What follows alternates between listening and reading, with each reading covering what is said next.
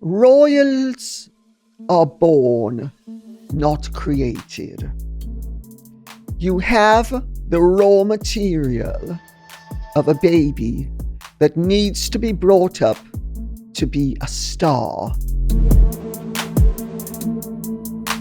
I've never taken the good things in life for granted. I think in life it's very important to count your blessings and remember them. Hey, shades of Harry and Meghan. Harry and Meghan think they are special, they are unique,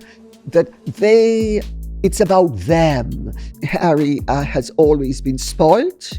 He has always been entitled. He has always had a terrible, terrible temper. If you believe that, you believe that the earth is flat and Meghan Markle is a wonderful human being and Harry is a genius. It disillusioned him because he thought he was marrying a sweet, obliging, lovely girl.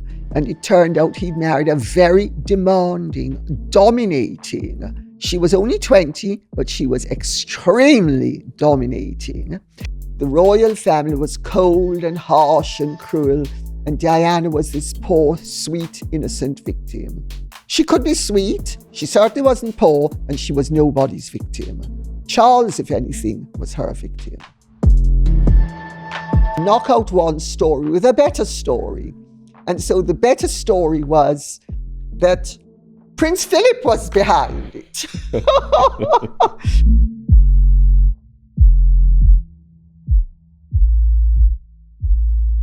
Can I refer this to my agent? I'd like to know what the cut's gonna be, honey.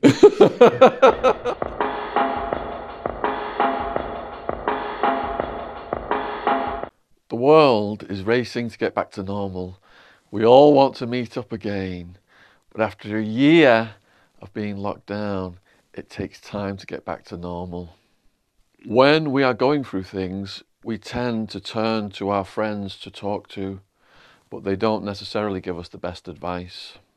We all need help from time to time, and asking for support is a sign of strength. It is not weak. Help is available immediately through Talkspace, who will match your needs with a licensed professional. You could get the help right away. Start feeling better with a single message. Match with a licensed therapist when you go to Talkspace.com, and you will get $100 off your first month if you use the promo code Shaun, SHAUN. That's $100 off when you use the promo code Shaun at Talkspace.com. So here we are today at Castle Goring on the south coast, and if you've not seen any of the videos by Lady C, then it is going to be very interesting. She is articulate, eccentric and hilarious, and she lives in this little building. So let's knock on the door and see if she's home, shall we?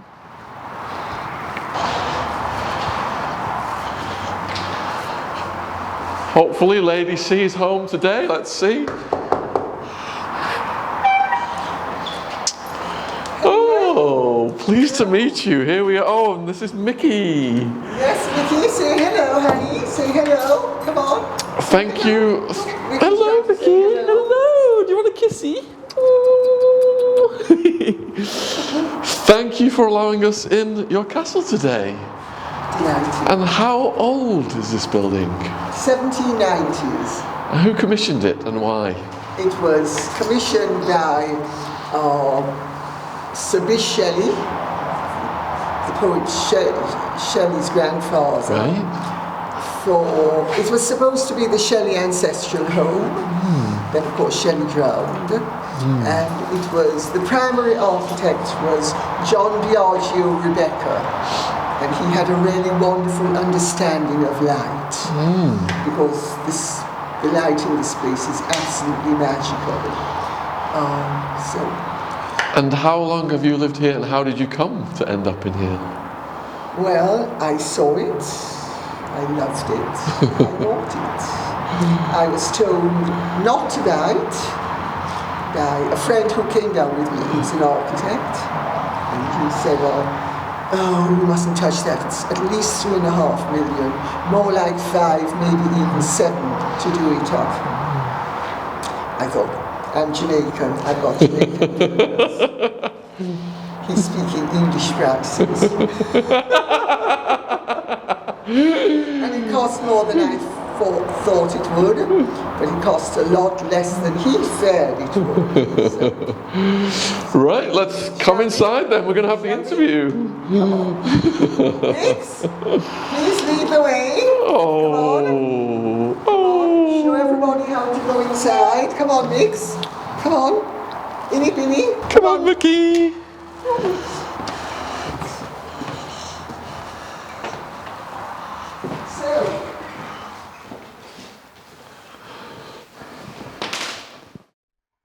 Are you married?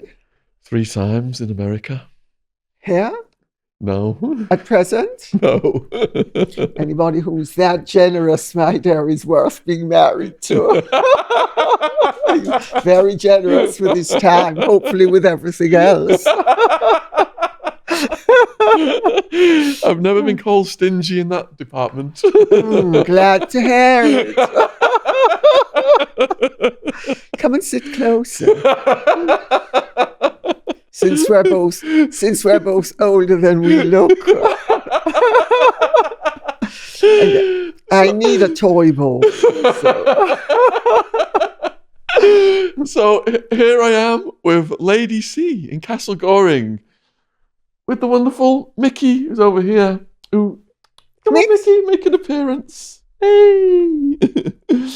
And if you've not seen Lady C's videos on YouTube, she's become an absolute phenomenon, specializing in royal commentary. I've been gripped watching hours and hours of her content, and we are going to cover some of the biggest stories in that genre over the course of this podcast. So thank you very much for... looking at me, sorry. Thank you very much for your time today, Lady C. Oh, it's my pleasure. What made you want to become a YouTuber? Well, I didn't want to become a YouTuber, actually. I completely fell into it by accident. Last year during lockdown, I had a young friend of mine. He's very young. He's in his early 20s. Also a friend of my children, staying here for lockdown. And he came up with the idea for entertaining his friends of little chats with me because they thought I was interesting and they liked the fact that, it's a castle, etc., etc. And that's how it started. And it took off from there. Wow. I mean, completely serendipitous. Wow. Good grief. I had no idea. And how does it feel then to suddenly have all of these followers and people contacting you constantly? Actually, I think it's a privilege. I now understand what Diana, Princess of Wales, meant when she spoke about the public. And, to her, the public was a real, living, breathing entity. And I now get it, which I have to say, until you experience it, you might think it's notional, but it's really actual, because your public consists of all the people who like you, and also some, of course, who dislike you.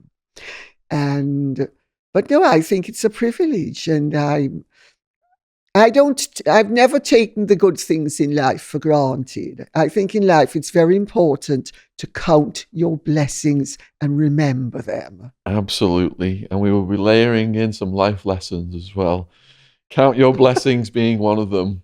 You have some very eloquent turns of phrase, and I hope we do some of those pop up during this interview. So you've touched on Princess Di then. So recently, her sons kind of pointed the finger at the BBC and Bashir as a contributing towards the factors that led to her death. How do you feel about them expressing that at this point in time? I think they were actually absolutely right to express it. I mean, I actually think it's a complete disgrace the way Martin Bashir conducted himself and then the way the BBC covered it up.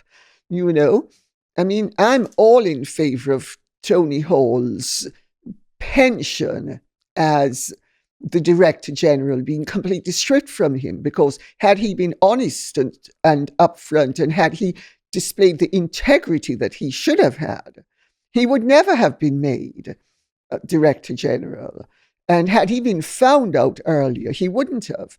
And I think what happened with Martin Bashir was a total disgrace. But I've got to tell you, the BBC has been, in my opinion, and I've been saying this for some time now, a deeply dodgy organisation, because I'm old enough to remember, which you aren't, what happened with Ethiopia and what happened with Iran. I mean, they actively sought the toppling of the Emperor of Ethiopia and the Shah of Persia. They succeeded. What were these replaced with? The Mengistu government and the Ayatollah Khomeini. Now, how moral is it for a supposedly impartial news organization, which is also the national broadcaster, to be involving itself in politics internationally, as well as nationally, it's got to be said, and playing God with other people's lives? In terms of Meghan Markle and Harry, Who? do you think then that what happened? Can I interrupt right there? Yes. Why have you not stood up and genuflected as you were mentioning these godly names? You are so disrespectful. I would have doffed my cap if I'd have brought one today.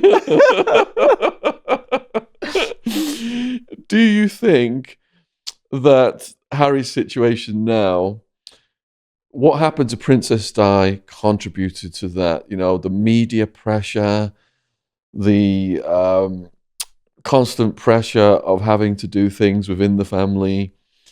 And he didn't want that pressure upon himself and for his wife. Do you think that was a factor that led to him splintering off? No, I don't. I absolutely don't. I think we need to look at Harry pre-Meghan and Harry post-Meghan, and they're two completely different people. When those children were young, and my children used to play with them. I mean, my children are quite a few years younger, but they still used to play with them. And I have many friends whose children were contemporaries of William's and Harry's. And I knew an awful lot about them from they were this high. And I knew from members of the royal family as well that there were grave concerns with the way Diana was spoiling those children, and that she was not bringing them up to be sufficiently disciplined, that she was bringing them up to be ill-disciplined, not only undisciplined, ill-disciplined. William has fortunately grown out of it. Harry, the imprint, I hate to say, has been absolutely, you know what the Jesuits say, give me a boy till the age of 7 and I'll give you a man for life. Well, Diana had him for 13 years. That's nearly double the age of 7. Harry has always been spoilt. He has always been entitled. He has always had a terrible, terrible temper. And a friend of mine whose son used to go to school with Harry didn't ever want to go to parties with Harry because Harry was always fighting boys and causing trouble. This was Harry as a little boy. So I actually think had Harry been disciplined properly from the word go, he wouldn't have expected that everything should go his way. I mean, stop and think for 2 minutes. What is this man complaining about? the fact that he was number 2 and not number 1. The fact that he has to walk behind 3 or 4 people. What about the hundreds of thousands and millions of people who have to walk behind him? Think of it for a second. Put it in context, in proportion. The guy is totally, totally out to lunch. He's also dumb. He's really stupid. That everybody has always said. And it's a fatal combination of spoilt and stupid. One of them without the other might have been manageable. And then he falls into the clutches of this Jezebel who thinks that she should be the impersonation of Iago dropping poison into Othello's air, Desdemona being the royal family, the British nation, etc., etc. All for fame and fortune. That's her agenda. Her agenda is about the moolah.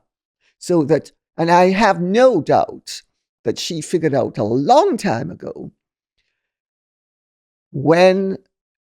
if she wants to leave Harry and she stayed in the British royal family, she would walk with nothing shades of Sarah Ferguson.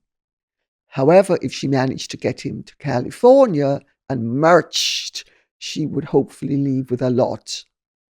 I think she's going to leave with a whole less than she thought she would, because I think she's so miscalculated and misplayed her hand. And she's not had the imagination or the bigness of spirit to see that had she stayed in the royal family, she'd have ended up being the most revered woman on earth. Of course, that wouldn't have helped the bank account. And we need to think about the bank accounts, because she certainly does. So you've raised a few points there then. Sorry, I think it was, I don't know if it was William or Harry who recently said that his father's schooling up in Scotland, the school that Charles went to, was very brutal, and he criticised the parenting skills of the Queen and Philip and said that uncaring has been passed down in the DNA to his father. That was Harry. Genetic pain. That's it, genetic pain. Yes. I think he meant generational pain. There's no such thing as genetic pain. But, we do have to make allowances for somebody who couldn't even pass art without assistance from Eton, which, of course, then got the school into huge trouble.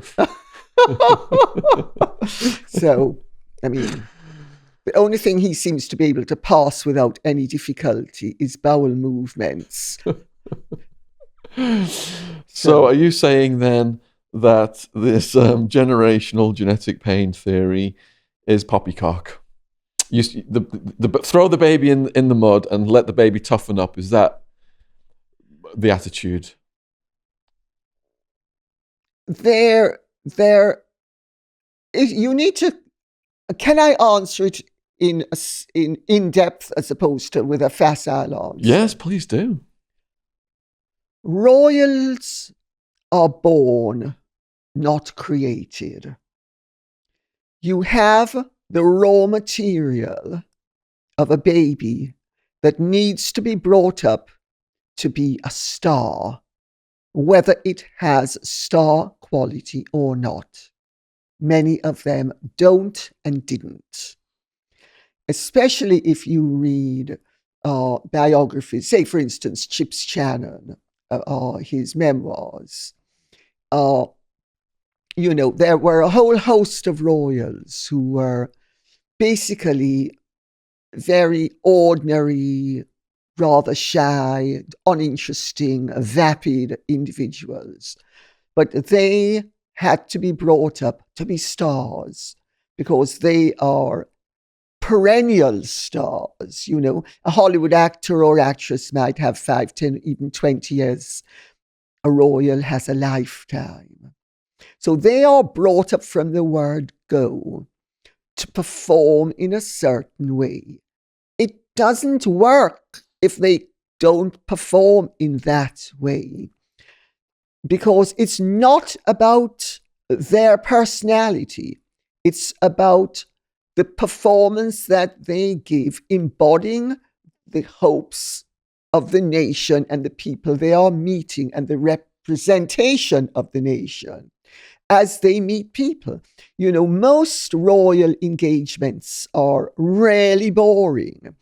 I mean, it's, the mayor of this, the school teacher of that. It's not exciting. It doesn't make the front pages of the newspapers. It doesn't even make the back pages of the newspapers. This is 95% of royal engagements. But they are rarely necessary because you are rewarding all the ordinary people who are doing good work for the nation.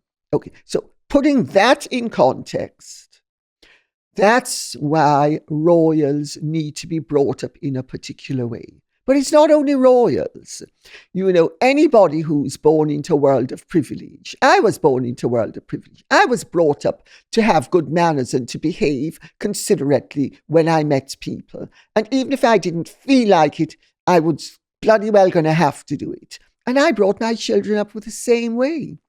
And when I had sepsis, I'll use an example. When I had sepsis, we were having an event at the castle with one of the local MPs and the local mayor and many of the local worthies.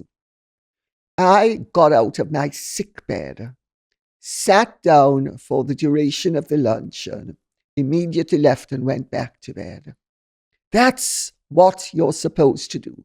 I mean, my motto is, the only good excuse is death. And I applied to myself and I applied to everybody else. This is the world that Harry was brought up to live in. This is the world that Harry more or less happily lived in until he met Meghan. This world doesn't suit Meghan. She's a spoilt, entitled brat who doesn't want to do anything she doesn't like, and she can't see a financial reward for anything and everything. She's not interested in it. But she married into a world that is not about money. You have privileges, you have comfort, you have a splendid way of life, you are reimbursed for everything, but it's not about money. It is about the perpetuation of the way of life, and that you embody and you are the representative of something larger than yourself.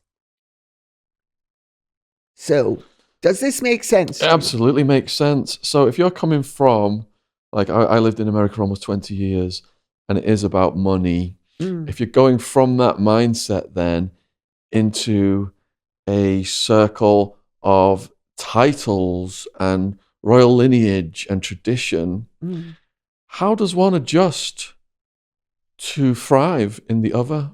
Well, the Duchess of Windsor managed it very well, may I say. I used to know the Duke and Duchess of Windsor slightly.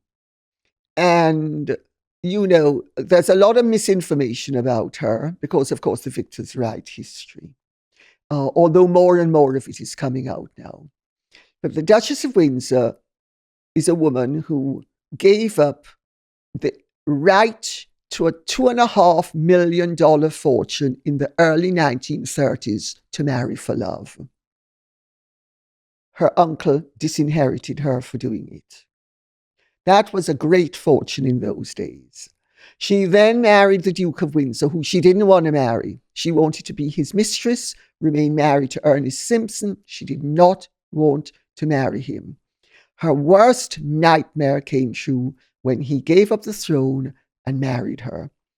But she became the archetypal royal duchess. She entertained in the most beautiful. She was regarded as the finest hostess on earth. It was not about money. It was about replicating what her husband had given up for her. And she did it in an exemplary fashion. There are loads of Americans, like Wallis Windsor. Princess Grace, it was not about money. It was not about merching herself. When she was offered the role of Marnie and she wanted to accept it, and Prince Rainier said, no, you can't, it's not suitable. Even though this wasn't about money, this was going to be about fame and doing something she really loved, she understood she couldn't do it. Later in her life, she came up with a more acceptable version, which was poetry readings, which she'd do for charity. So the fact that Meghan is an American who is money hungry doesn't mean that all Americans are money hungry. I know many Americans who it's not all about money alone. There is a category of not only American, but of person in the world that it is only about money. These, I would submit, are really rather low individuals with very little vision. Because if life is all about money, and also if life is only about achieving what you want, you miss many of the lessons in life, which are sometimes you need to make the best of what you have been given, and then it turns into something completely different and that you then enjoy and like. Happiness in enjoying the small things. And would you say that happiness is in your heart and what your thoughts make it? Yes, I think actually that one of the keys to life is alchemy. The alchemist and the desire in ancient times to turn base metal into gold. They didn't understand that this was a figurative thing, that the secret to life is literally turning the base metal of anguish and pain and disenchantment and things going wrong into a golden scenario for yourself and the rest of the world. Told you were going to get some life lessons today. So, can I refer this to my agent? I'd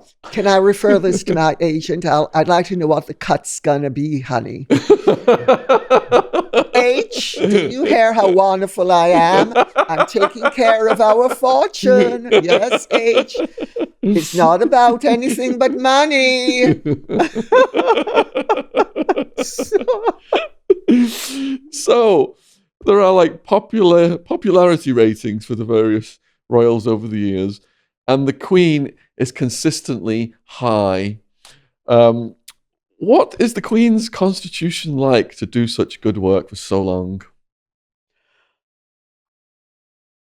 When you say her constitution, well, she has the constitution of an ox, of course, but then so did her mother, I mean, she's got really good genes in that department. She also, though, has always been the sort of personality, even as a little girl, she always wanted to get things right. Crawfie, her nanny, describes in her memoirs how little Lilibet would jump out of bed because she remembered she hadn't straightened her shoes. That shows a desire to get things right that is a natural part of her character, but also something that clearly was enhanced by her upbringing. And she understands that monarchy is not about a show and it's not about vanity. I mean, she and Prince Philip will tell you, would have told you in years gone by, because of course he's now dead, that when they were in their 20s and even in their 30s, they were the most glamorous and popular couple on earth. And their attitude was, it's just sort of something nice, but it's nothing that we should be focusing on. And it's not about us. the people who start to think it's about them, and hey, shades of Harry and Meghan. Harry and Meghan think they are special, they are unique, that it's about them, and that they, being so special, are bringing something special to the table, and they can teach everybody from the pantheon heights of their wonderfulness how to do everything and be everything, experts who haven't even finished reading the instruction booklet. But how much sacrifice has the Queen had to make over the decades? Oh, without a doubt, the Queen has had to make a lot of sacrifice. But she is very invested in the role. She was taught very well by her father, and especially her grandmother, Queen Mary, who had a great reverence for the crown and understood that the crown was a lot more in spiritual terms than in practical terms. And she taught the Queen a lot of these lessons about the importance of the crown. So the Queen is like a nun. She has a vocation. She happily lives up to the vocation. She happily makes the sacrifices. Well, maybe sometimes not so happily, because, she's had to make sacrifices, for instance, in terms of her marriage in the early days of the accession, when the politicians and the courtiers were trying to cause a lot of problems between the Queen and Prince Philip, so that they would block what they regarded as Philip's influence via Lord Mountbatten, who they thought was too pink. And they were worried about Prince Philip's influence over the Queen. But the Queen has always been very middle of the road, as indeed was her father. Not her mother so much, but her father. As indeed were King George V and Queen Mary, because they are the ones who took monarchy as a concept from, the splendor of the crown to we represent the people of the nation, all of the people of the nation. And they're the ones who did this during the war and at the end of the war. It seems like sometimes there's a sacrifice between duty over love. So if we look at Prince Charles, for example, then it seems that the woman he loved, he wasn't allowed to be with, and then he went on to marry Di, and then all this other stuff happened. Do you think that's a correct interpretation? No, I don't think it is at all. Okay, let's hear what the truth is then. I don't think it all is. There was no prospect of Prince Charles marrying Camilla Shand. Camilla was in love with Andrew Parker Bowles and was determined to get him, and did. Prince Charles was only a fling because Andrew Parker Bowles was having a fling with Princess Anne. And Camilla was determined to nail him, and she did. So there was no prospect of her marrying Prince Charles in those days. She didn't even want to marry him. Where people get these sort of narratives from, I'd love to know. The Crown? Oh, please. I think it should be called the throne. But it really is the thing that everybody sits upon in the morning and then flushes. Because it's beautifully done. It's in terms of production, artistry, costume, writing, etc. It's magnificently done. So as a writer, I can look at it and say it's really well done. My God, as I said, it should be called the throne, not the crown. Because what it purveys is what people normally do on thrones. So just to, if you could clarify a little bit more on that subject then. So Camilla wasn't in love with Charles, but Charles was trying to woo Camilla back then. Is that? Oh is no, that what they you had said? a fling. They had a fling. They had a Okay. fling, but it was just a fling, and he was, he was upset that as one is. But then you move on, and he moved on, and there were several girls he wanted to marry thereafter. But I had friends who could have married Prince Charles or other members of the royal family, because we're all contemporaries. And I remember I was very friendly with a certain girl who one of the princes wanted to marry. And she said, I'd sooner die than marry into the royal family. She said, all that ribbon cutting, God forbid. And, another friend of mine who is a princess who was mooted as a bride for Charles, she made sure she ran off with someone to prevent the marriage. And Anna Wallis did the same thing. Anna Wallis, to make sure that Charles wouldn't revisit the situation, married Johnny Hesketh. So,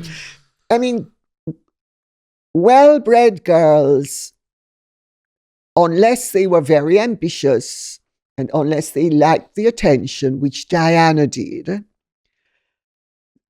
they did not want the role. And they didn't get the role.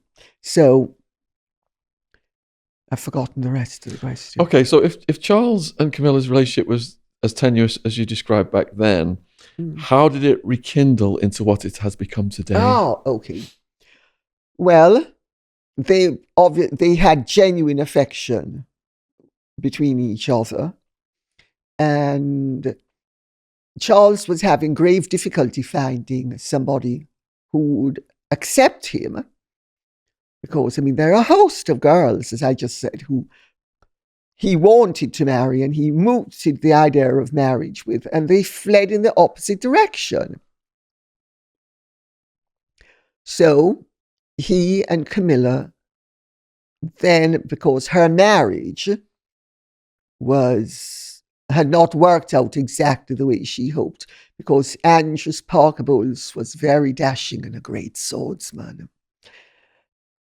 And he knew how to duel brilliantly and often.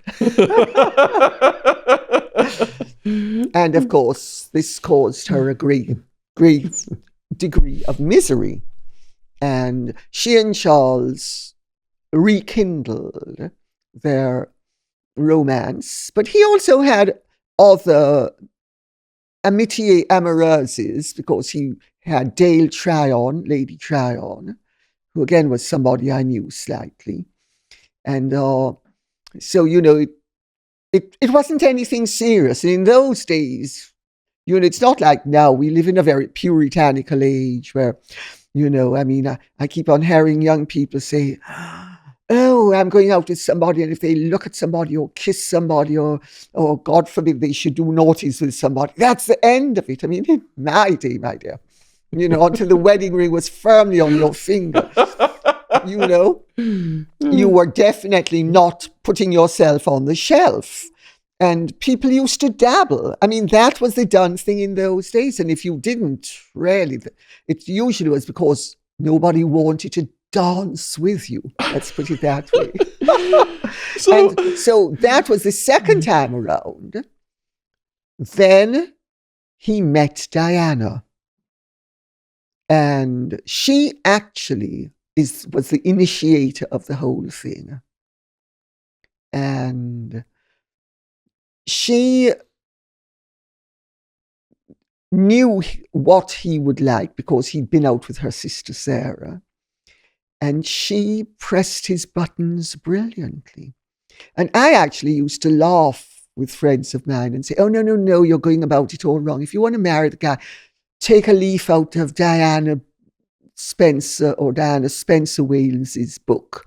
The way to do it is pretend to love everything. And, oh, I think you're so wonderful. I just love Balmoral. Balmoral is the most wonderful place on earth. And as soon as the wedding ring is on the finger, Balmoral? Are you crazy? You think I'm going up to that godforsaken place? Really? But she shouldn't have done it.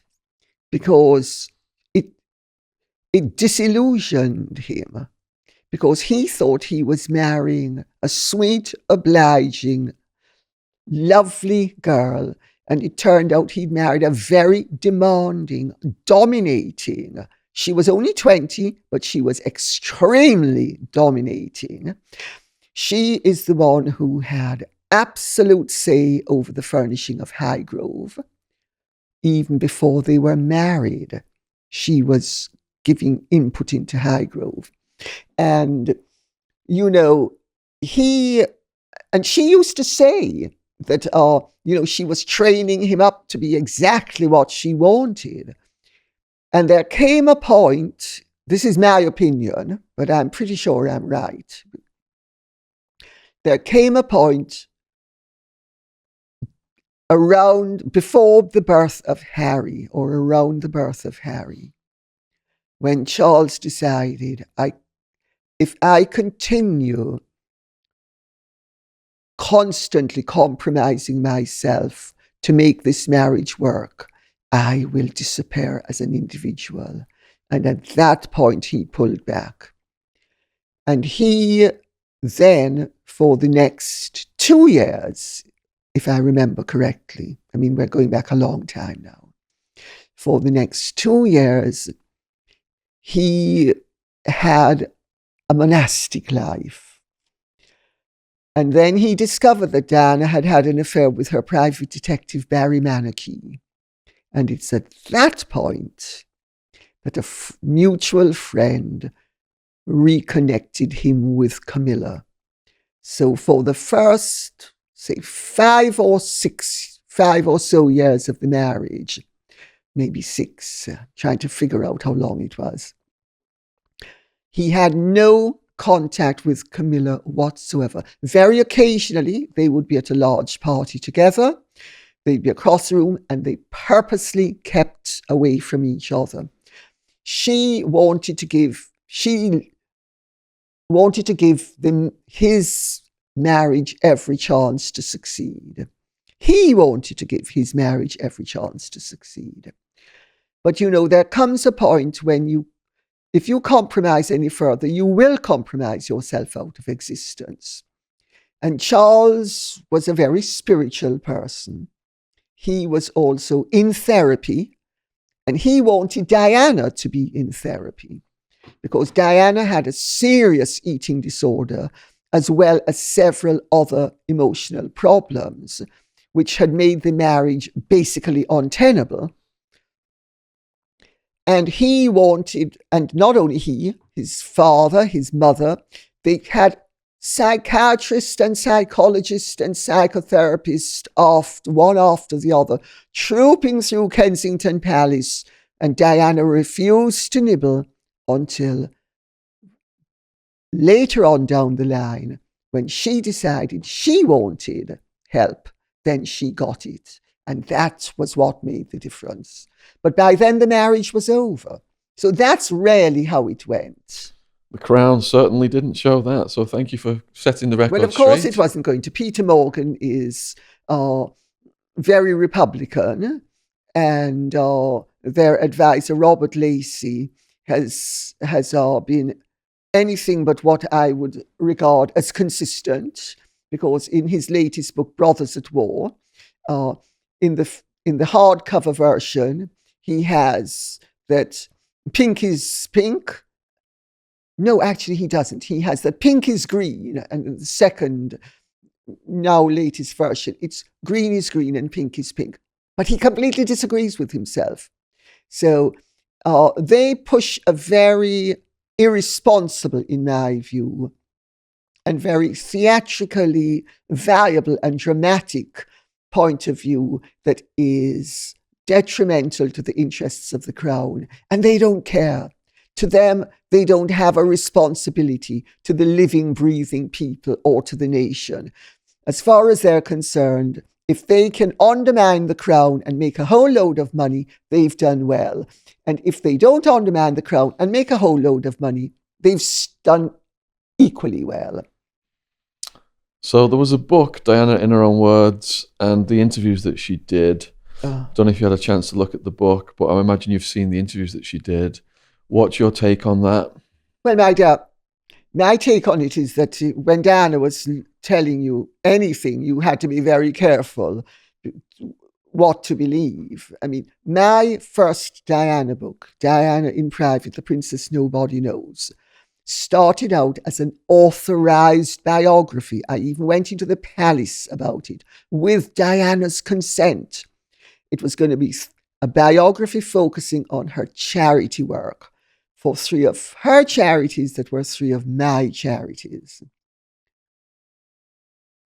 Halfway through the book, interviews for the book, either she twigged or somebody said something to her. I suspect somebody said something to her.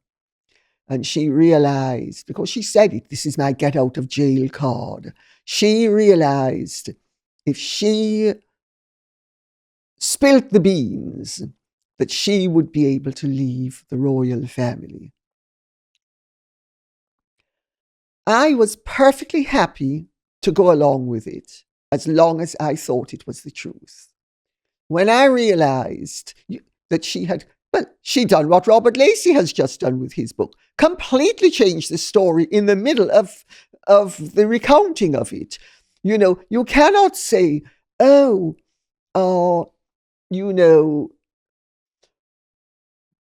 as an example, such and such is a wonderful person, and they've been totally honest and they've never done anything to harm me.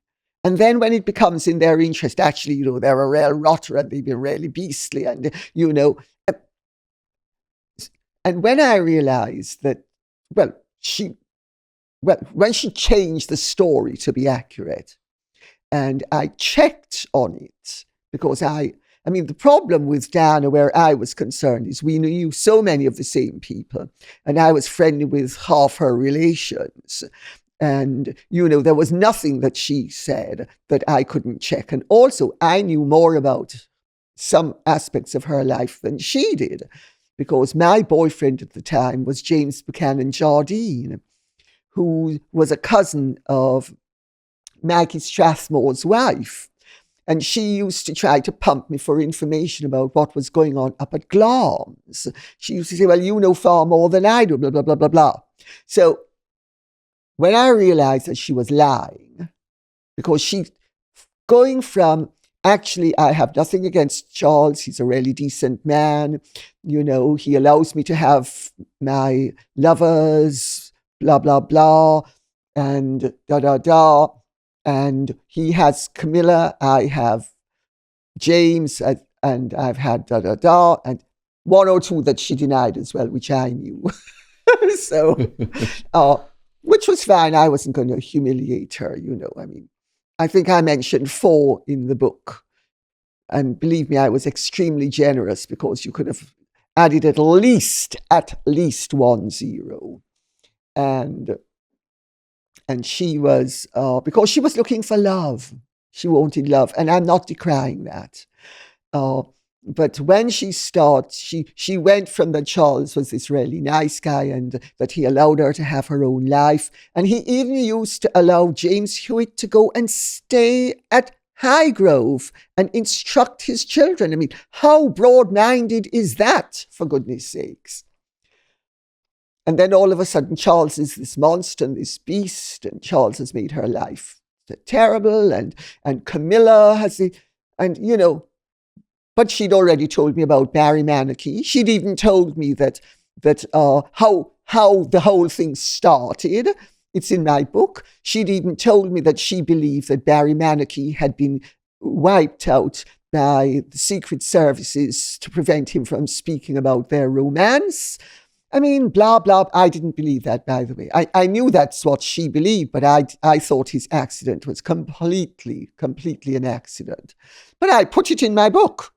So, how does she go from that to, it's Camilla? And she knew that in the early days it wasn't Camilla, that Camilla had nothing, that Camilla wasn't there. And I thought, no, but I also realized, if she's changed like this, and she's done a vote farce, and she says my book is going to be the get out of jail card because she wants out. And she also has decided that the way to get out, and this I figured out very simply, was to make herself into the victim. Because, of course, as we now know, nowadays it's almost obligatory for every perpetrator to present himself or herself as a victim. It's so tiresome. I mean, have the courage of your convictions, for God's sake, I mean, if you're going to be splendid, be splendid. Don't be a mealy-mouthed, splendid version of, oh, I'm wonderful, but I'm a victim. I'm marvelous, I'm a victim. And so I realized if she'd done it to me, she was going to do it to someone else. And I thought, wow. I realized I had information that was dynamite. And I had to think long and hard about whether I wanted to proceed and publish the book. I had a signed contract. I had got a part of the advance. And then I realized if I have to give back the money, and I'm not going to get what I want as well, which was baby money to adopt my children. I wanted to be free of my family, and I became free of them as a result of this. I realized as well, if I did not proceed with the book, her version would be published by someone else.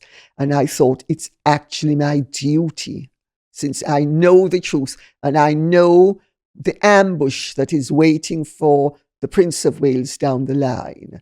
And had it been fair, I'd have allowed him to be ambushed. I'd have actually ambushed him myself. But because I knew it wasn't fair, I thought, no. And my book was published before the Morton book. And of course, then, Andrew Neil, Andrew Morton, Rupert Murdoch, all hopped into the frame to sort of denigrate the royal family. And remember, Rupert Murdoch is a Republican. He has no good thing to say about the monarchy. He doesn't really approve of the monarchy. And the agenda being pushed by the Sunday Times using the Morton book was that the royal family was cold and harsh and cruel, and Diana was this poor, sweet, innocent victim. She could be sweet, she certainly wasn't poor, and she was nobody's victim. Charles, if anything, was her victim. So in the aftermath of the death of Di then, we saw Dodi's father and Earl Spencer, they shifted the blame. What are your thoughts on their perspective? Well, could you be a little bit more particular? Because you mentioned Earl Spencer. Earl Spencer was dead. Oh, sorry, you mean Charles Spencer. Charles Spencer. Charles yes, Spencer, of course, he was by then Charles Earl Spencer. Yeah. Oh, please spare me. Yeah. I mean, Charles Spencer, I've only ever come across him once, and it was when he was a teenager, and he was absolutely indescribably dreadful.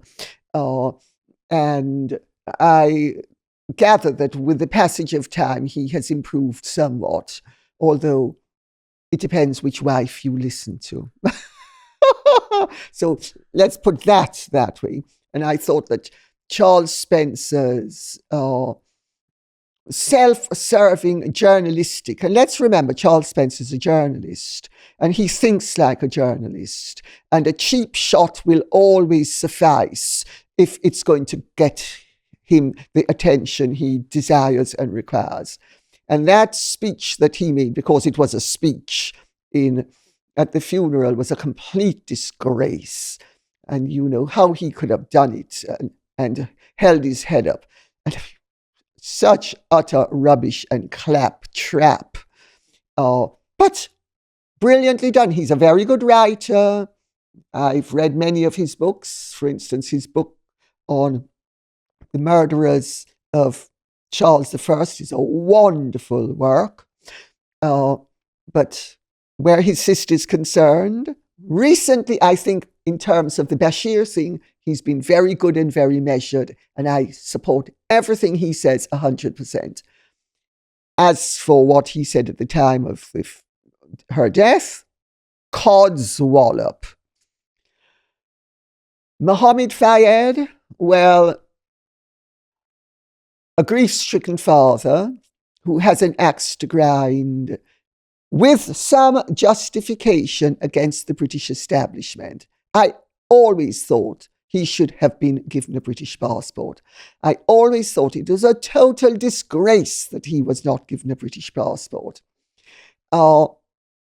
He has done wonderful charity work long before any involvement with the royal family. I have been to things at Windsor, the Windsor Horse Show, where he was there with the Queen.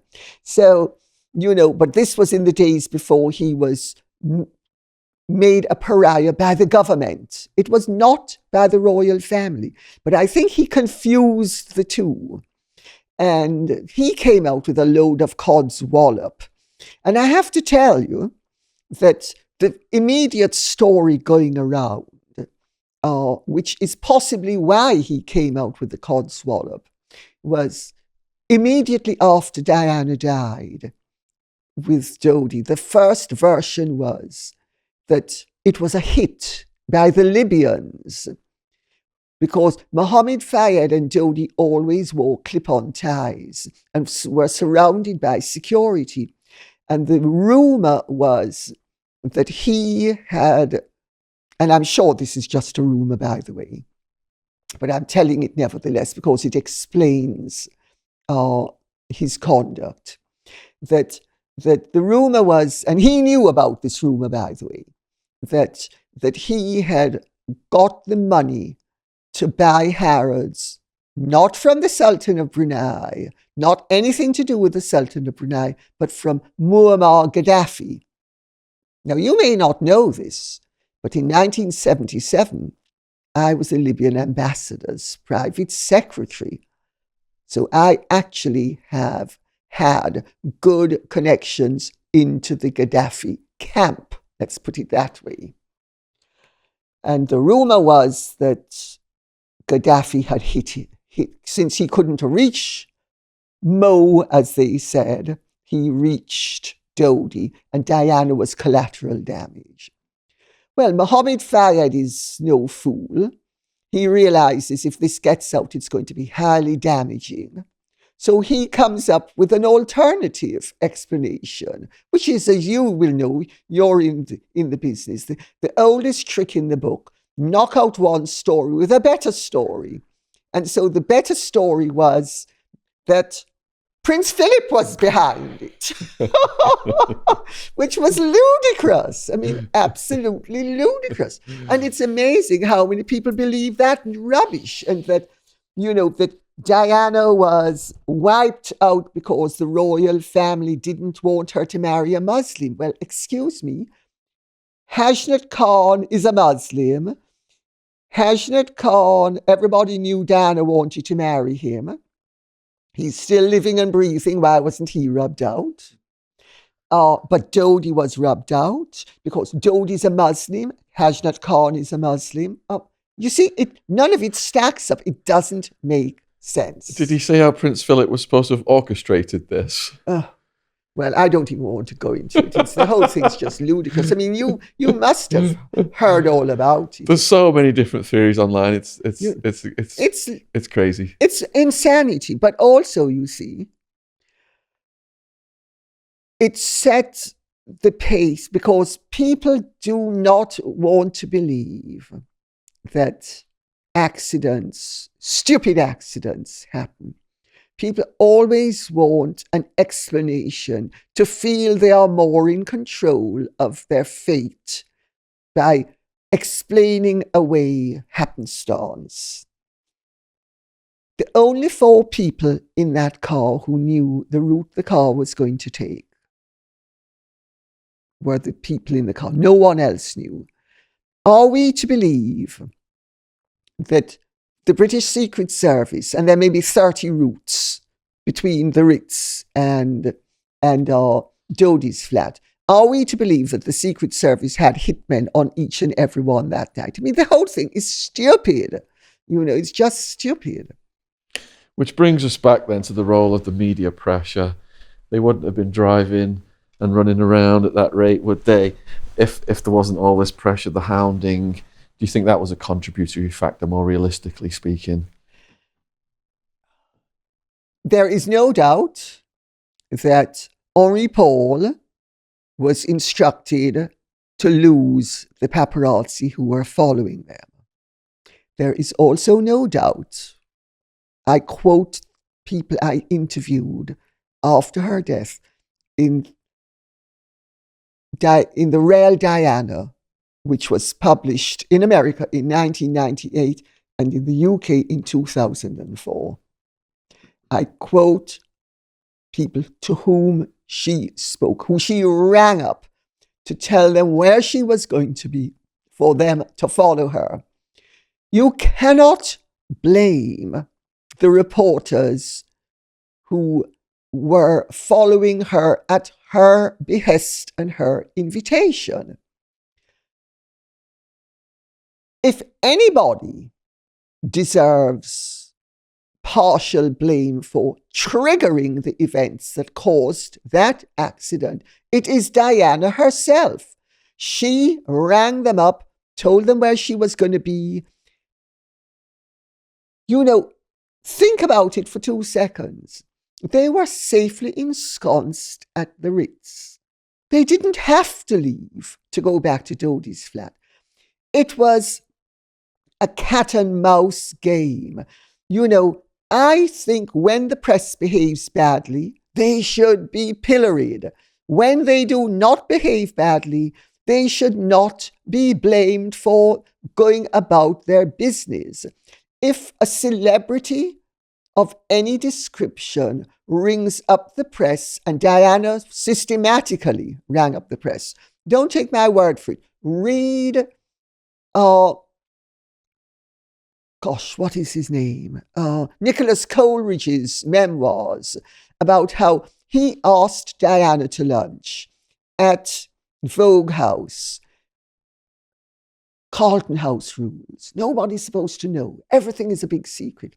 He's walking her out to her car afterwards, and there's a paparazzo. And when he checks into it, it turns out Diana had leaked it to the press herself. She was notorious for doing this. Meghan and Harry do the same thing. Meghan and Harry, they have sunshine sacks, and 3 and 4 times a week, they pay these people to put them in the newspapers. Then they are talking about being hounded. I'm sorry, you're not hounded by people you have given invitations to. And we need to accept the fact that if you're responsible for issuing the invitation, you're also responsible for the outcome of what happens when the invitation is acted upon. What about the driver's alcohol consumption then? Was that more of a contributory factor? Well, I have actually interviewed everybody concerned for the book. And, Henri Paul's alcohol factor is supposed to have been higher than it was. There is no doubt that he drank. I think he had a pastis just before. He got up. It's all there on tape. He got up. He got down on his haunches and tied his shoelaces 90 seconds before getting into the car. It's all there on tape. You tell me how it is possible for someone's faculties to be impaired if they execute such an intricate balancing act. One of the American, you lived in America, I lived in America. One of the standard things in America for drunk drivers is to walk a straight line. It's much easier to walk a straight line than to get down on your haunches and tie your shoelaces. So that suggests to me that Henri Paul's faculties were not particularly impaired. The evidence of what happened is very clear. If you wish to go into the evidence, it is very clear. And I went into it exhaustively, not only to write the book, but to update the book after the inquest. The evidence suggests. Do you want to know what the evidence suggests? Yes, because please. it's really simple what the evidence suggests. They leave the Ritz. They are being chased by the paparazzi. Henri Paul's instructions are lose them. So he's trying to lose them. I had a flat in Paris. I know Paris very well. I don't know if you know Paris very well. Well, most people don't, and that's part of the problem. But these tunnels have like sort of big roundabouts, and you get in. Anyway, the Alma Tunnel is also, it's pretty much, you'd have to be actually sleeping or maybe even comatose to have an accident there, normally. He starts into the tunnel, and there is a Fiat in front by him, and he clips the Fiat. There's no doubt about it. The physical evidence was there. The Mercedes, as it was entering the tunnel, clipped the white Fiat. It is my opinion, having spoken to Mercedes, endless people, police, etc., that it is at that point that the airbags deployed. Airbags, what nobody tells you is airbags can deploy if you shave past something. You do not have to, slam into something. If you shave past it, airbags can deploy. The airbags did not deploy when the car hit the 13th column, because there were two eyewitnesses who I interviewed, and I quote in my book. One of them saw everything that happened. There were no airbags deployed, but the airbags had deployed. When did they deploy? The only thing that makes sense is, as the car was entering the tunnel, it clipped, and it did clip the Fiat. The airbags deployed. The evidence thereafter suggests that the airbags were deployed as it entered the tunnel, because Henri Paul, once an airbag deploys, you are completely covered with it. Blinded. You're not only blinded, it fills up the whole of the car. So not only are you blinded, you're like covered in cloth for only about 30 or so seconds, but you are not only are you blinded, you are completely, almost immobilized. The car was in drive when it clipped the car. The car was in neutral when it hit the tunnel. That tells you, the evidence tells you that Henri Paul moved the car from drive into neutral when the airbags deployed. Unless the airbag itself moved the car, which I don't know that that's possible. It's never occurred to me until just now. But it's possible, I suppose, that the airbag, if the airbag didn't, he definitely did, because the car was in neutral. The car entered the tunnel with the engine roaring. An engine does not roar when a car is in drive. It only roars at high speed when the car is in neutral. There are several witnesses on the bridge and in the tunnel who heard the car engine roaring. There was a car in the tunnel, and the French, remember, France is reversed. So everything is reversed. As the car enters the tunnel, there is a car in front of it going at a reasonable speed. And it sees the couple, they see this car thundering down towards them, making the most god-awful roaring sound. And he immediately sped up to avoid being rammed by the Mercedes that is hurtling down towards him. And it is obviously at that point that the airbags lost, they sort of stopped, and Henri Paul could see again, because he then made the fatal error, and it was fatal, of trying to avoid slamming into the back of the car by going into the other lane. But when a car is in neutral, you have no control over it. It is only when it is in drive that you have control over. And this, remember, would have happened all in a matter of seconds. And he hurtled past by and slammed into one side and then into the 13th column as the other car managed to. And that is what happened. And what it tells you is that, and he was killed immediately because the girl saw the whole thing in her rear view mirror, and she saw him slam into and she saw the car the engine concertina in and kill him as she saw the whole thing. And it then moved further back and killed Dodie as well. And that's what happens. And Diana wasn't dead. Diana was still talking. She was dazed, but she wasn't dead. Because I interviewed the doctor, Dr. Maillet, I think he was called, M-A-I-L-L-I, Maillet, or whatever it was, a French name. And he's the one who alighted upon that and made her comfortable. And my brother-in-law, I have to tell you, is a top cardiologist in America. And I checked with him what happened in terms of the injuries. And he said, once they moved her, because she had a pulmonary vein torn, as long as she was crouched or sitting up, she would not have bled out.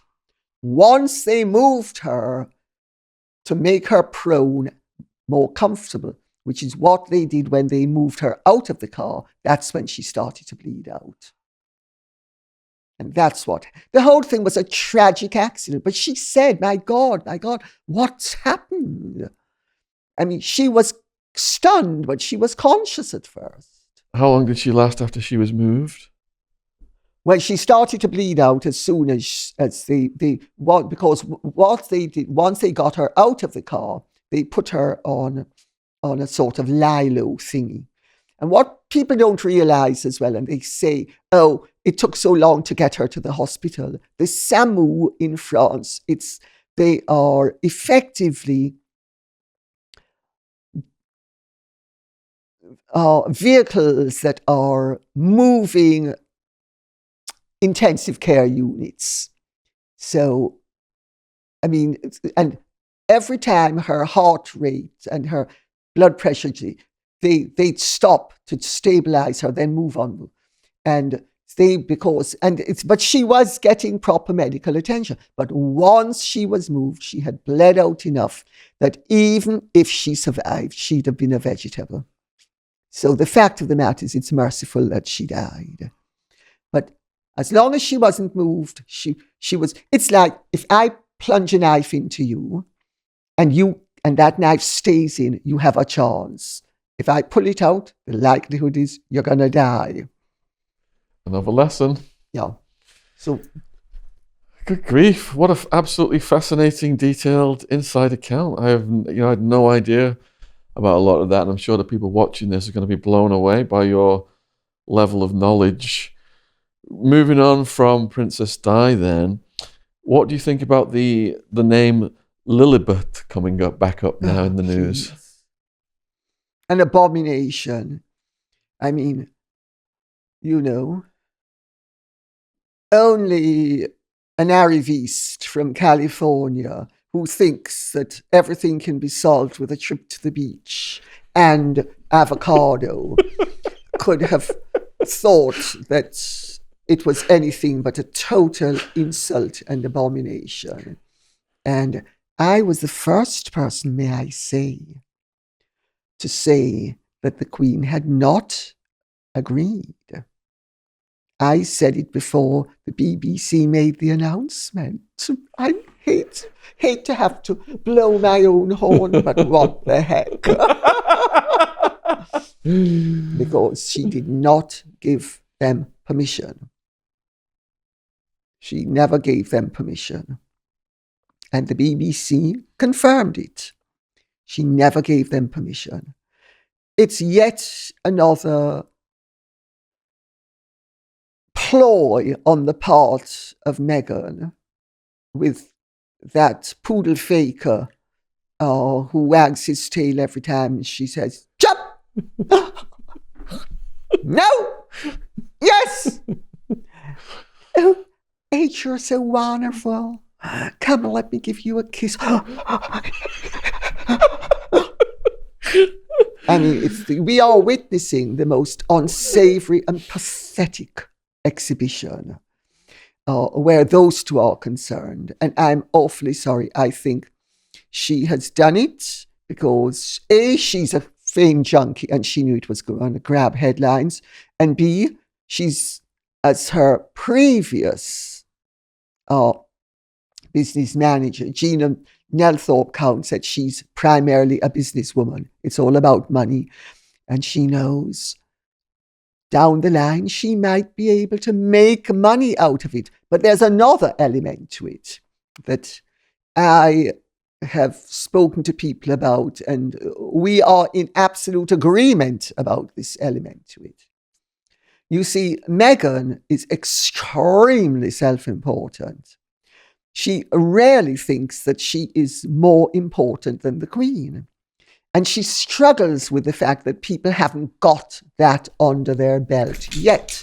Hello, Mickey. So, yeah, you're joining us.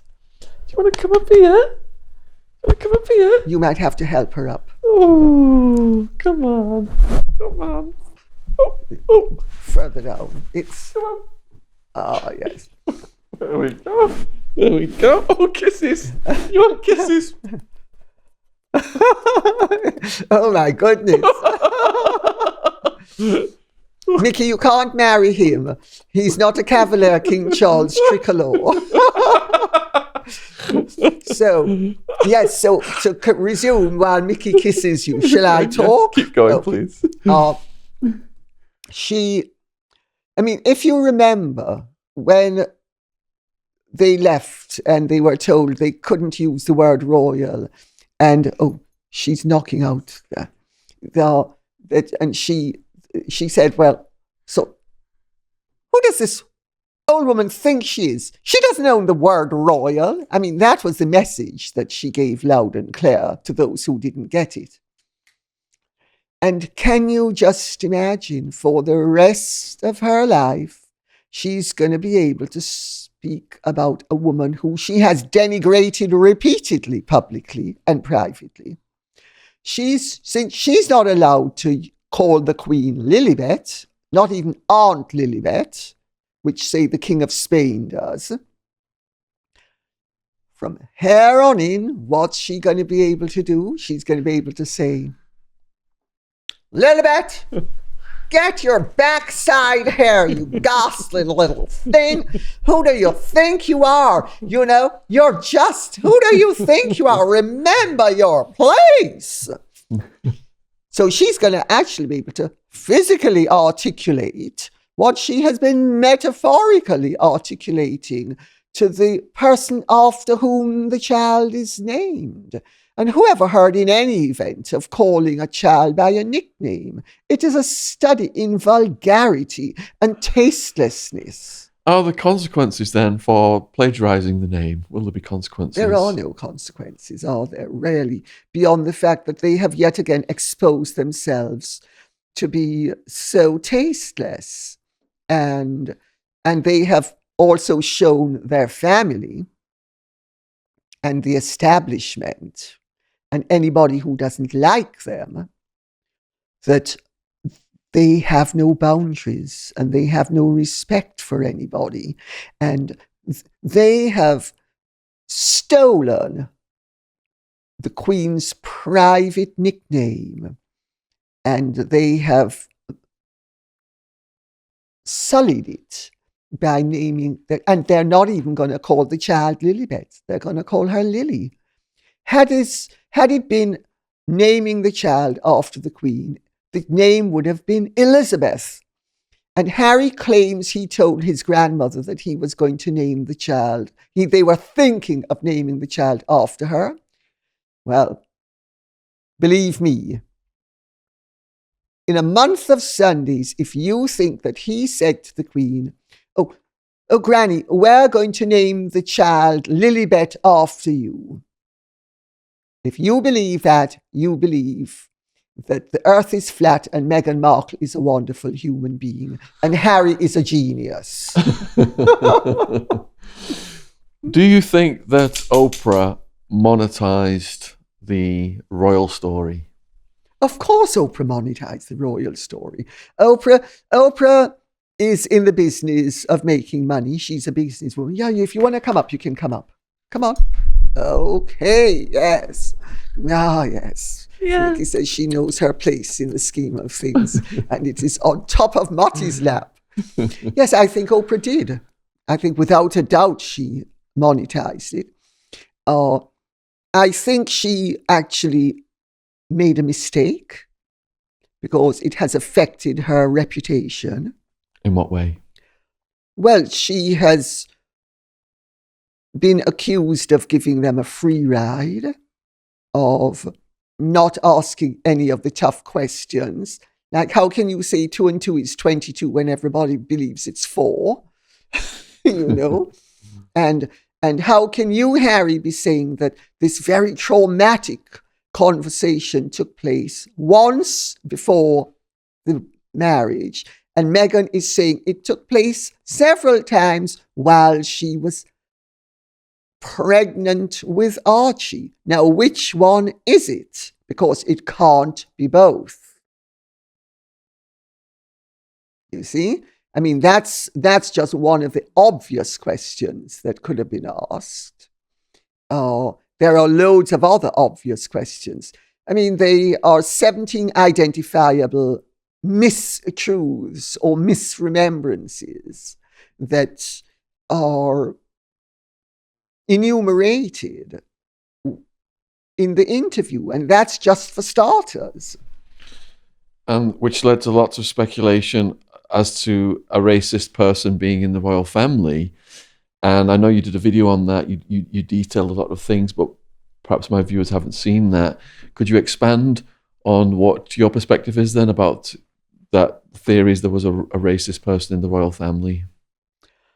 It is a total lie for Harry and Meghan to be making out that any member of the royal family was racist in the way they made it out in Oprah's interview. The family has denied it publicly and privately. Yes, baby girl. Yes. And it's, Meghan has an agenda. She wants to be the most famous woman on earth. I mean, it's in my book, Meghan and Harry, the real story. I was told what her objectives were: to be the most famous woman on earth, to be a billionairess, and hopefully to end up being president of the United States of America. Well, I mean, why doesn't she just decide that, well, I mean, I think she's too modest. I mean, she should become goddess of the universe. Don't you think she's halfway there to her goals? Well, everybody's been talking about her. Well, she's halfway there to being the most talked about, but that's not the same as being the most famous. She has gone from being one of the most respected and liked members of the royal family to the most reviled member of the royal family. She has gone from being somewhat famous to really infamous. The two words have a totally different meaning. Maybe to her, it doesn't matter. Maybe to her, any attention is better than no attention at all. But the fact of the matter is, she is infamous, but she has achieved her objective to the extent that she has turned herself into one of the most talked about individuals on earth. So that is a success. Insofar as approaching billionaire status is concerned, it hasn't happened, and it's not going to happen unless she marries one. You know, all these figures that are being bandied about. I have friends in Hollywood who are Hollywood royalty, and they know what's going on.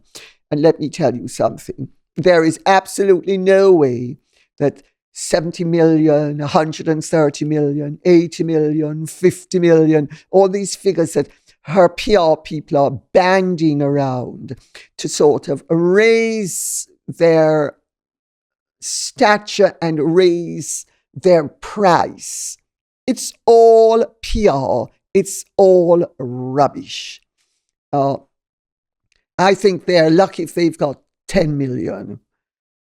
And of course, they have to pay tax on some of it. I mean, she's very astute, Meghan, financially astute. And he has good financial advice as well.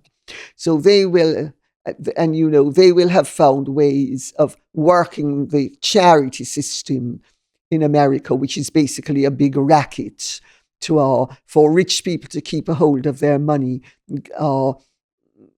present themselves as philanthropists while giving 5% to a just and a good cause and 95% to themselves for expenses. Oh, that's how that works. Yes, that's how it works. Yeah. Right. You know? So, because, I mean, these charities have to be run, and so everything is written off. Everything. Every expense, everything. And so, but for them, so she's not going to be a billionairess unless she marries one. I mean, and who knows, you know, she and Bill Gates seem to have a lot in common.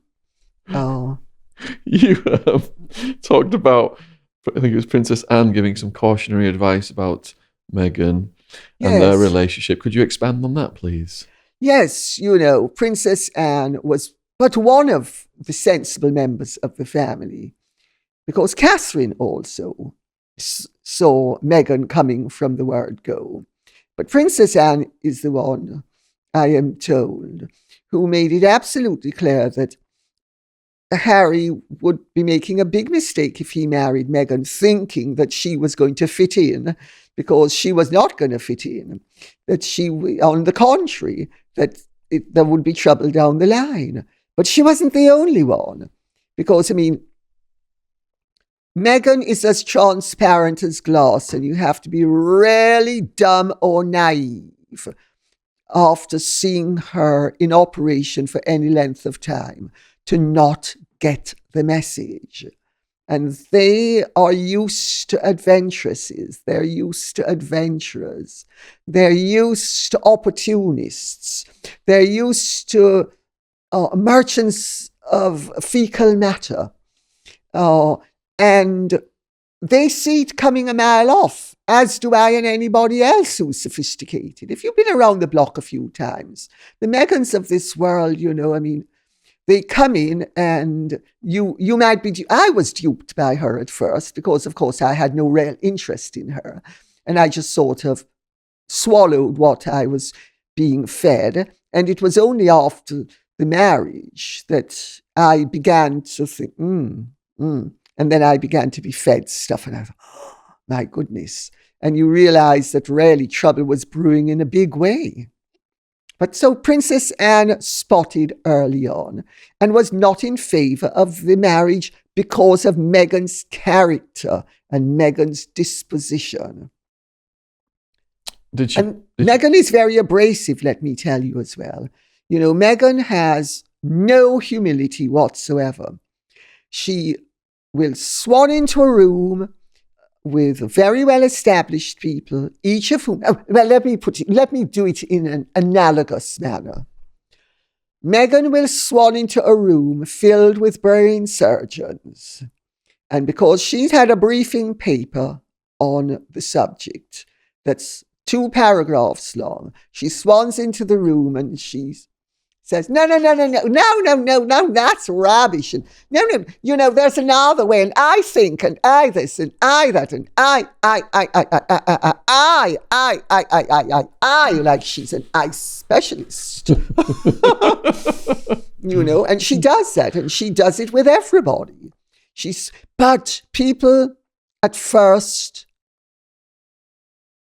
were deceived because they thought, oh, she's energetic and she's enthusiastic and, she talks a good line of talk.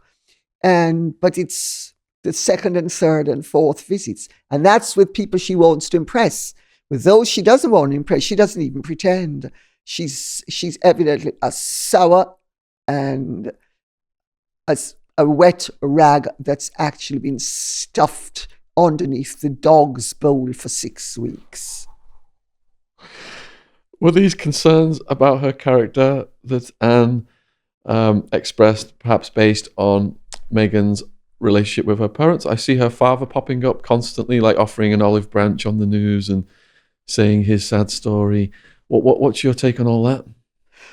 Well, my understanding is that one of the things that the royal family was very concerned about was, why is it that none of Meghan's family is being asked or is being involved? I mean, Thomas Markle, contrary to what you might think, never received an invitation. Thomas Markle, 2 days before the wedding, had still not a morning suit. I mean, Thomas Markle clearly, from Meghan's point of view, was never intended to show up for this wedding. And what about her other relations? And I am advised that people within the family thought, well, hang on a second. I mean, this is a wedding. It's a royal wedding. It's in front of the whole world. Where are her family? Why isn't she asking any family? And she's asking 2 or 3 friends, but the rest of them are Hollywood stars and who she doesn't know, or she might have met for the blink of an eyelid. Where are her friends? And one of the signs of an opportunist, of a lone wolf, is somebody who travels without any baggage. And Meghan was traveling too light, especially in a world where family is revered. In the royal family, normally 3rd and 5th cousins are asked to marriages. But Meghan and Harry were insisting to cover up for the fact that she had no intention of asking any of her family, with the exception of her mother, who was duly asked, and she made sure she came over. The father, remember, was asked, and he was told, according to them, oh, we'll have this for you, that for you, the other for you. Where was his morning suit? I asked that because I come from a world where morning suits are used regularly. My children have morning suits. I mean, you don't just go and, arrive in a country the day before and you're measured for a morning suit. It's not Thailand. It's not Hong Kong. You're not paying your $500 for a $3,000 morning suit. And some sort of semi-slave is going to be working over a Singer sewing machine, preferably by hand, overnight, trying to knock up your. Think about it for 2 seconds. These are all pointers to the realities of the situation. And everybody was really concerned, it turns out. I wasn't in the slightest bit interested in any of it or knowing anything about it. I don't know them. I've met Harry when he was growing up. My children used to play with them sometimes, blah, blah, blah. But I mean, I was 12 years older than his mother, so I'm certainly old enough to be his mother. And completely different generation. So no real meeting point between us except through friends of mine who are friendly with, whose children are friendly with them, etc., etc., and family connections, that sort of thing. But so I've had no real interest in what was going on. But when I started to inquire, once my interest was lit, I began to hear about the anomalies. I mean, think about it. You've been married 3 times. I mean, did your wives never have any of their relations, or did you do the sort of elope thing? No, our family's always been very important. Well, exactly. Do you think that the Queen should reach out to Thomas and give him a tour of the palace? No. No, I don't. I think that would be inflammatory. And I understand that in the run-up to the wedding, the family was asking why were not her family more involved. So,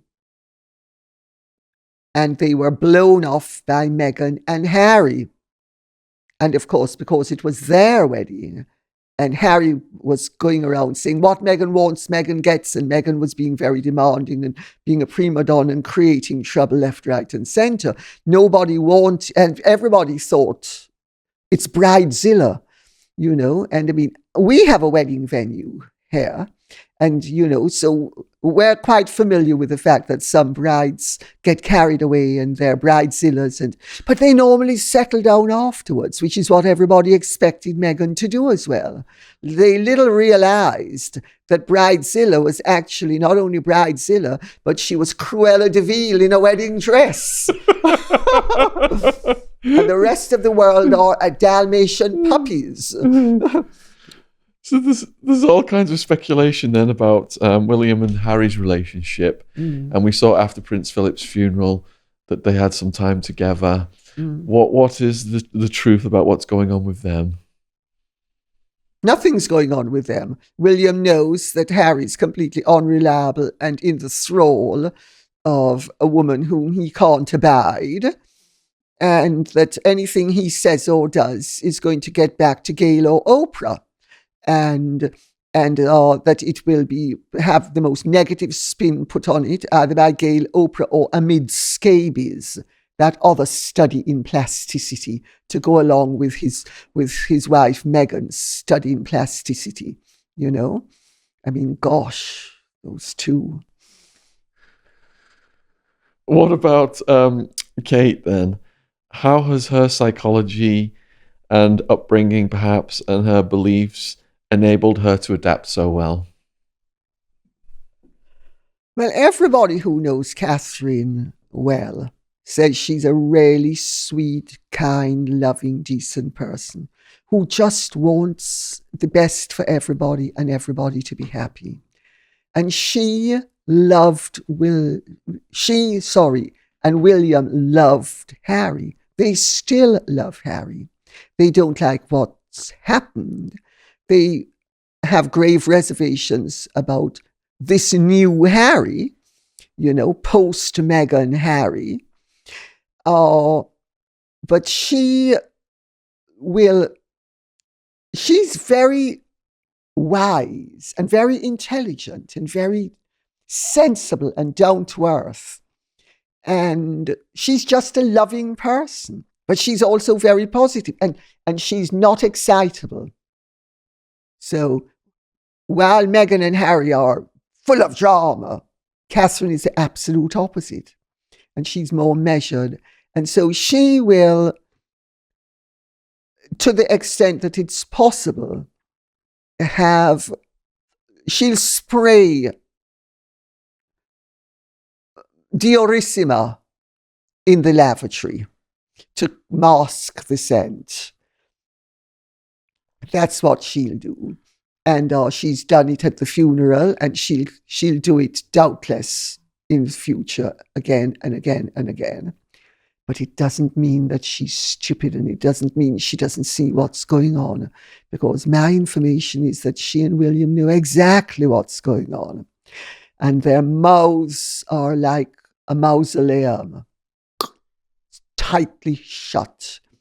They're not saying or doing anything to give not the Merchant of Venice, but the Merchant of Montecito any opportunity to take out her scales and weigh their pounds of flesh, which is exactly what she will do, given half an opportunity. It is such a different world for people to fathom, and that's why we appreciate your insight, your candour, your wit, and sharing this time with us today in this beautiful castle. How long have you been in the castle? Oh, I think about 6 years. I moved in while it was still being done up. Right. The last year that it was being done up, I was here. I pretty much spent most of my time in it, upstairs, because my builder, Carlisle, who, if you've seen the show that ITV did, The Lady and the Castle, a show on doing it up, and Carlisle features in it. And Carlisle rang me up one day and he said, Lady C, you've really got to come down and you've got to start to show your face more, because they're starting to make a poppy show of it, is how he put it. And, we need you here so that the work will be done. So I came down. There was one lavatory upstairs and one downstairs, one shower. A minimum of 15 men here on a daily basis, most of whom slept upstairs, and sometimes up to 50 on a daily basis. They didn't sleep here. But do you know, not once in the year and a bit that I was here with them did I have to say to anybody, oh, the loo's dirty, or they were so wonderful, so respectful. And we also, it was, a lot of them were Jamaican, and I'm Jamaican. And, it was wonderful to see the spirit of community that kicked in. One of the guys is a very good cook. So everybody would put in, I think it was about 10 or 15 pounds a week. And then Noel would cook dinner, fabulous Jamaican dinners. Every night, just the most wonderful Jamaican food. And everybody would eat together. I didn't eat with them because I eat later than them. They would eat at about 6:30 or 7:30. I don't eat until about 8:30 or 9.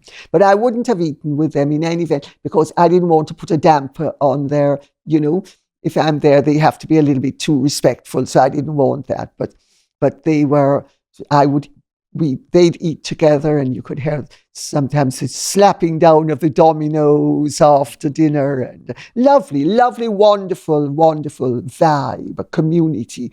And it was marvelous till the last 3 months when we really had to put on the pressure to get the job done. Then the inner Meghan came out.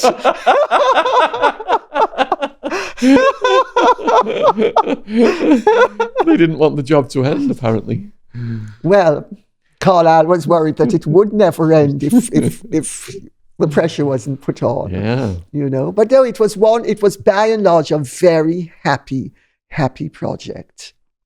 A lot of work, though.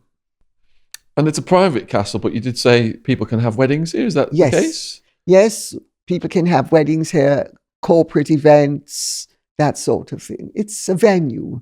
So is there a website then for Castle Goring that people can book those through? Thank you. Yes, castlegoring.com. Yeah. And how many books have you written?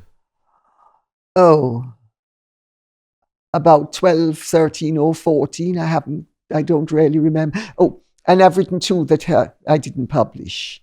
So that would be 2 more. I think I don't remember. It's about 13 or 14. And are they all on subjects royal or other matters? No. My very first book was called The Substance and the Shadow. It was a book of philosophy. Ah. My next book was Lady Colin Campbell's Guide to Being a Modern Lady, which was a book on etiquette, published in 86, written in 85. It got great reviews. I was so surprised. I thought nobody's going to be interested in it, and if they are, they're going to knife me to death because of the subject. But no, I got a half a page in The Guardian. Can you believe it? I thought, wow. So those were nothing. Then I wrote Down in Private in 92, The Royal Marriages in 93, my autobiography in 97 called, what is it called again? A Life Worth Living. Then The Real Diana 1998. And then 2004, I updated it for the British edition. Then, I don't know, several books. I've written books on the Queen's marriage, Meghan and Harry. A book that's really interesting, that interestingly enough has been a slow but steady seller, has been People of Colour and the Royals. Because what people don't realize is the royal family have mixed race blood, as indeed did Diana, separately from them. And so I wrote a book called The People of Colour and the Royals, which was really interesting because I'm Jamaican and I come from a multicultural, multinational, multicolored society. And, you know, I'm the age that I've seen, because Jamaica in the 50s was at the forefront of race relations, hence Jamaica Farewell and all that stuff.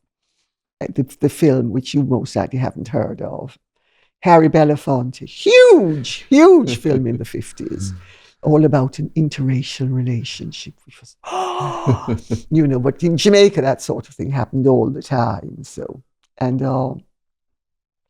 I've written, but some books, one book that I wrote two books that were definitely nothing to do with the royals as well. One was called Empress Bianca, which was about a woman who murders two of her husbands.